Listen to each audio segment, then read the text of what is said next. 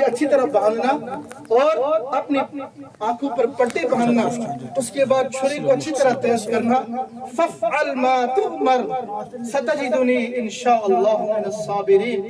ابا جان، آپ کے مالک نے، میرے مالک نے، آپ کے رب نے، میرے رب نے آپ کو جو حکم دیا ہے آپ کر گزریے، انشاءاللہ آپ مجھے صبر شکر کرنے والوں میں سے پائیں گے۔ میں ذرہ برابر بھی جنبش نہیں کروں گا ابا جان۔ چنانچہ جب وہ منظر دیکھا، آسمان بھی پریشان، زمین بھی پریشان، سورج بھی پریشان، چاند بھی پریشان، ملائکہ بھی پریشان، جبریل، اسرافیل، میکائیل، عزرائیل سارے پریشان، سارے انبیاء کی روحیں پریشان۔ اے اللہ یہ کیا ہو رہا ہے؟ یہ کیا ہو رہا ہے؟ یہ دیوانہ ہو گیا ابراہیم، یہ اپنے بیٹے کو ذبح کرنے جا رہا ہے، ایک ایسا بیٹا کہ جو بردبار بھی ہے اور 100 سال کی عمر کے بعد ملا ہے۔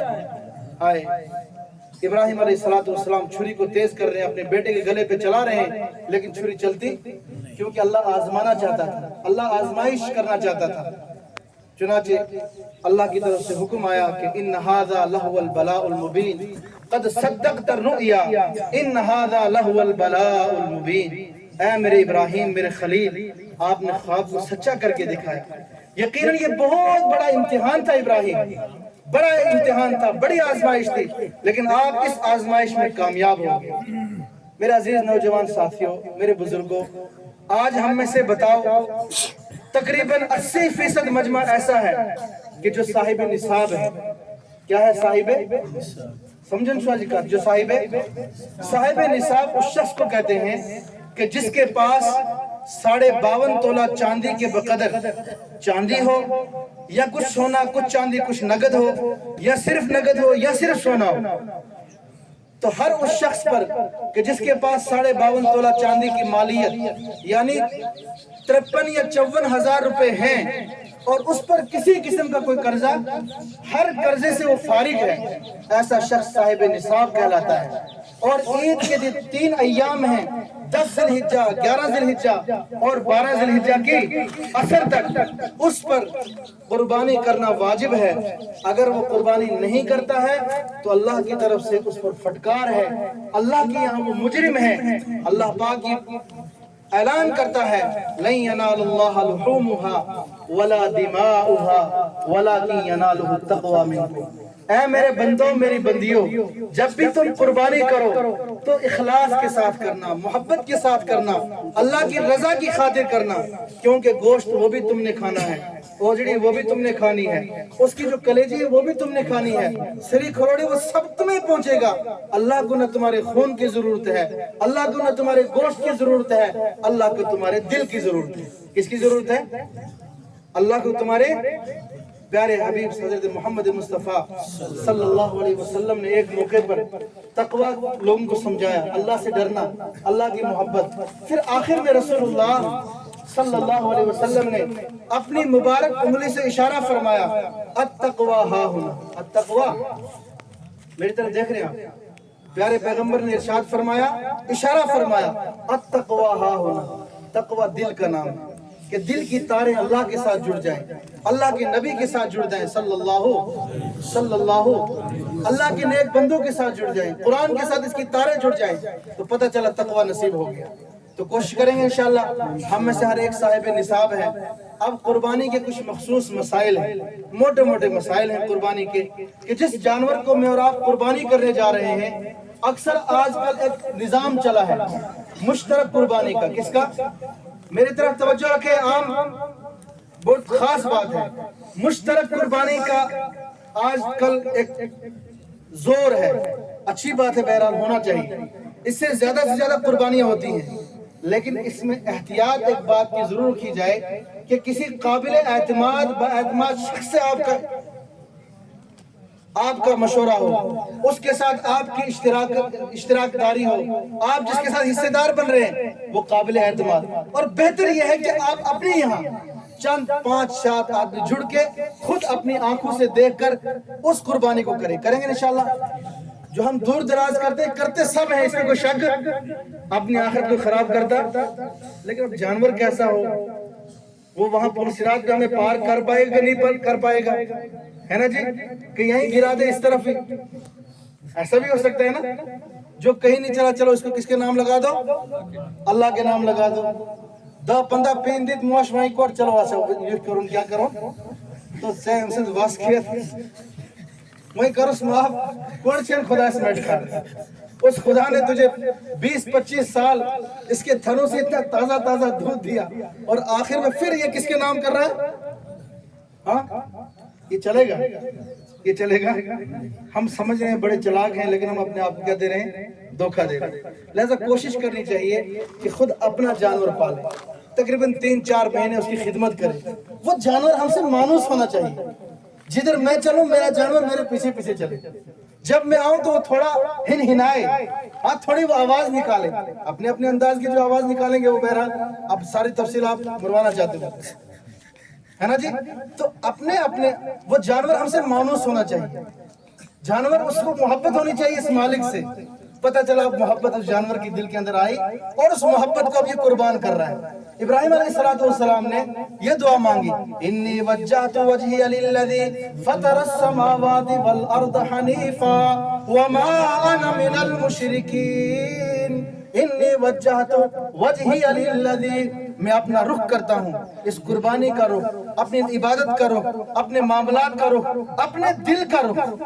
نماز کے اندر ہم کہتے ہیں نا پیچھے اس امام کے، پیچھے اس رخ میرا خانہ کعبہ کی طرف، تو پیچھے اس امام کے مطلب وہیں امام سنت رہا ہوں، ارے مولوی سوچ ہی ہوتی ہے اسی کی کارن، پیچھے اس امام کا مطلب اپنے یہ نکالا، پیچھے اس امام کا۔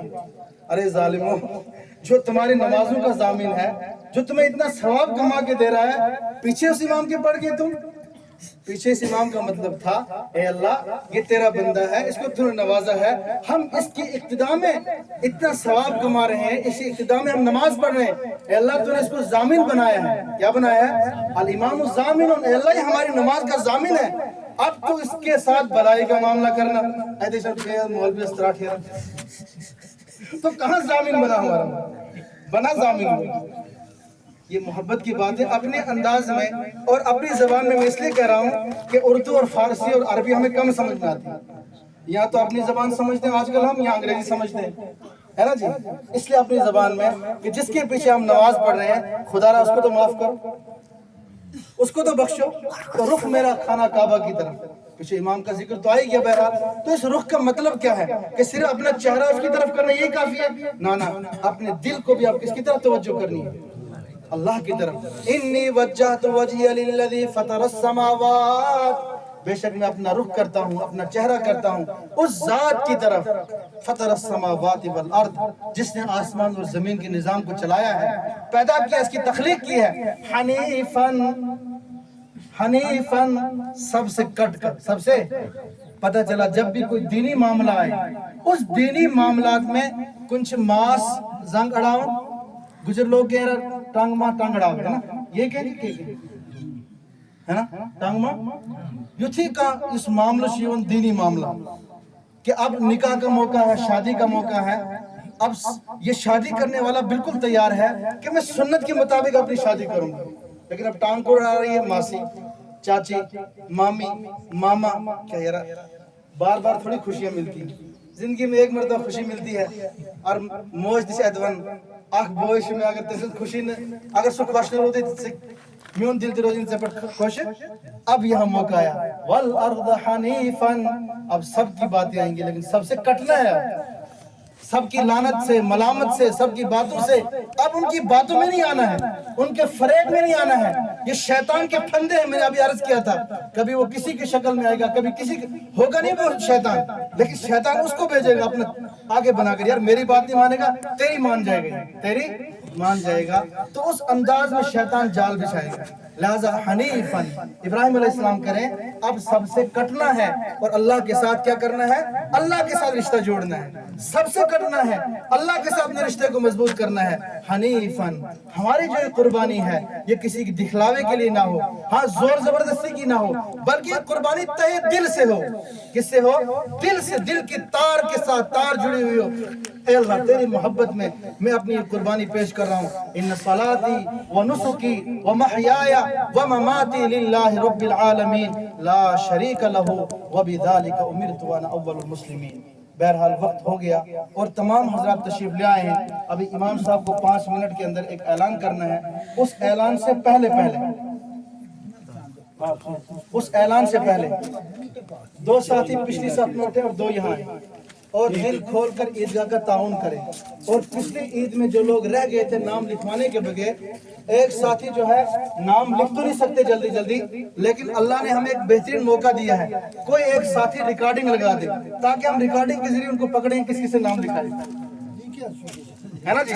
ہاتھ تو کھڑا کرتے ہیں لیکن ایک دوسرا ہمارے پاس آلہ ہے نا جی. کوشش کرتا ہے انسان کسی نہ کسی طریقے سے سارے لوگ کیا رہے. تو ایک ساتھی ریکارڈنگ لگا رہے، کس کس کا نام میں بولوں گا وہ یاد رہے گا انشاءاللہ، ہے نا. پھر کوئی چھپ نہیں پائے گا. الحمدللہ چھپتا کوئی نہیں ہے. سب نے تہہ دل سے عیدگاہ کے اندر تعاون دیا، سب نے دیا ماشاءاللہ، سب نے دیا اور بڑھ چڑھ کر دیا.